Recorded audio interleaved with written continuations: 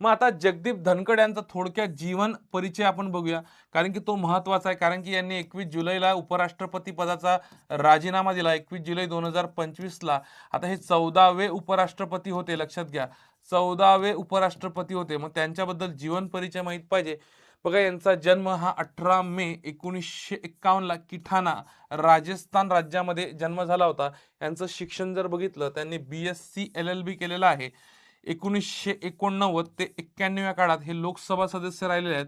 यांचा मतदारसंघ होता झुंझुनू नावाचा मतदारसंघ होता.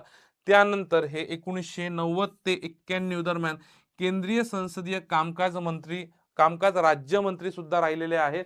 तसंच 1993 ते 98 मध्ये विधानसभा सदस्य किशनगड मतदारसंघातून राहिले आहेत विधानसभा सदस्य. आणि 2019 ते 2022 पश्चिम बंगालचे राज्यपाल ते राहिलेले आहे. जगदीप धनखड यांनी उपराष्ट्रपतीचा राजीनामा दिलेला आहे.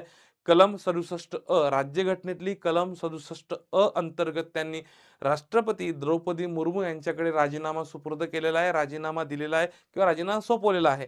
तर हे 14वे उपराष्ट्रपती होते, लक्षात असू द्या. ठीक आहे. त्यानंतर